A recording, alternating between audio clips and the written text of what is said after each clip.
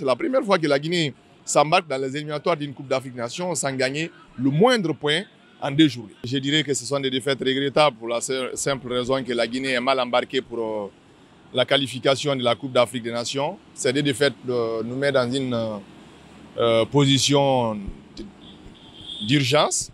Ce qu'on pouvait éviter parce qu'il y avait quand même la RD Congo et la Tanzanie en face. C'est vrai que la RD Congo, la dernière CAN, nous avait battu 3-1. Et à Kinshasa, on ne pouvait pas espérer gagner face à eux, mais contre la Tanzanie à Yamoussoukro, on espérait gagner contre cette équipe pour lancer notre campagne. Malheureusement, on n'a ni gagné à RD Congo et ni gagné à Yamoussoukro. On a perdu les 2 matchs. Pour la première fois de l'histoire de la Guinée, on démarre une campagne des éliminatoires de la CAN avec 0 pointé en 2 matchs, ce qui est très grave. Et moi, je ne suis pas surpris par contre par rapport à ce qui s'est passé. Pourquoi je ne suis pas surpris? Vous vous rappelez, le 5 août dernier, la fédération a démis Kaba Diawara de ses fonctions et a mis en place un directoire appelé provisoire pour diriger le Sili national dans ces éliminatoires de la Coupe d'Afrique Nation. Et dans ces directoires, il y avait Kamfori Lapi Bangoura qui est ancien sélectionneur du Sili, qui est le coordinateur. Vous avez Michel Doucier, ancien sélectionneur du Sili, qui est superviseur. Et vous avez Charlie Pakile, qui était ancien assistant de Kaba Diawara du Sili national, qui était le sélectionneur maintenant, et Abedi, qui était le sélectionneur adjoint. 4 entraîneurs pour une place presque.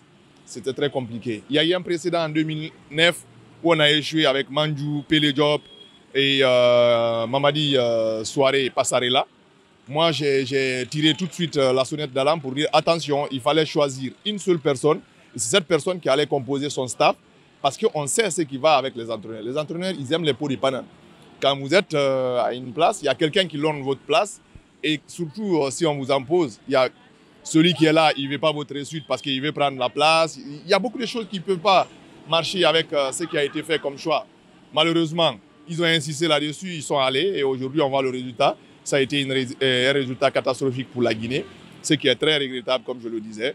On est mal embarqué. Maintenant, c'est à nous de trouver des solutions parce qu'on s'est mis dans le pétrin tout seul. Monla et Madi ont été bons, sérieusement.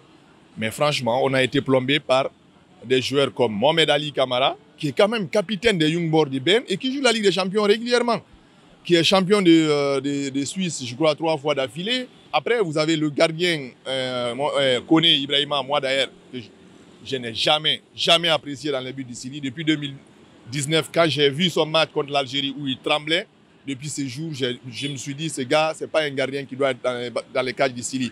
Mais après, les entraîneurs qui sont succédés ont insisté à le mettre, surtout Kaba Diawara tout récemment, parce qu'avant c'était Ali Keita qui jouait.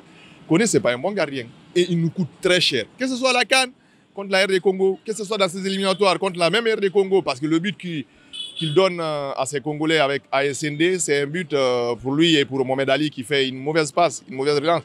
Mais ce n'est pas parce qu'on a fait une mauvaise relance que toi, tu ne dois pas sauver tes coéquipiers. Et puis vous regardez contre la Tanzanie, c'était la même chose. Il met main opposée là où il doit mettre une main ferme, main droite, il met la main gauche, il se complique la situation. Mohamed Ali, on ne sait même pas si c'est un joueur professionnel. Franchement, ce sont des joueurs qui ont été catastrophiques, je pèse bien mes mots, et qui ont coûté très cher à la Guinée parce que ça fait quand même 2 défaites. Et comme je le disais, c'est la première fois que la Guinée s'embarque dans les éliminatoires d'une Coupe d'Afrique Nation sans gagner le moindre point en 2 jours. On va dire le coach, on va dire le gardien Kone, on va dire Mohamed Ali. Mais est-ce qu'avec cette situation-là, est-ce qu'on est assuré de se qualifier pour la CAN? Parce que là, on est mal embarqué. Et ça, c'est compliqué. Vous savez, le foot, le sport de haut niveau, c'est le mental. Quand vous ratez, vous doutez, ça devient compliqué. Et même l'adversaire ne va pas trop vous respecter. Aujourd'hui, il faut changer le coach. Ça, c'est une évidence. Il faut responsabiliser un seul coach qui va mettre en place son staff. C'est lui qui va choisir les personnes avec lesquelles il souhaite travailler. Quand c'est comme ça, je pense que contre l'Éthiopie, ce n'est pas une fourre de guerre. C'est possible de pouvoir gagner la double confrontation. Mais avec ce qu'on a vu ces derniers temps, c'est très compliqué. Il va falloir travailler sur beaucoup d'aspects, notamment l'aspect psychologique au niveau de ces joueurs. Il faut leur faire comprendre que c'est la couleur nationale qu'ils portent. C'est le rouge, jaune, vert. Il y a 14 millions de Guinéens qui sont derrière eux et qui sont mécontents quand ils perdent, qui sont contents quand ils gagnent. Donc ça aide de prendre conscience et de se dire, écoutez, rien n'est perdu. On est dos au mur, mais on peut rectifier le tir en gagnant les 2 matchs contre l'Éthiopie. Quand vous gagnez ces 2 matchs, vous avez 6 points, vous vous relancez, vous faites le maximum de confiance. Et après, vous allez jouer contre la RD Congo. Vous allez certainement gagner parce qu'ils n'ont pas été médiocres hein, si ce n'est pas le gardien qui les plombe.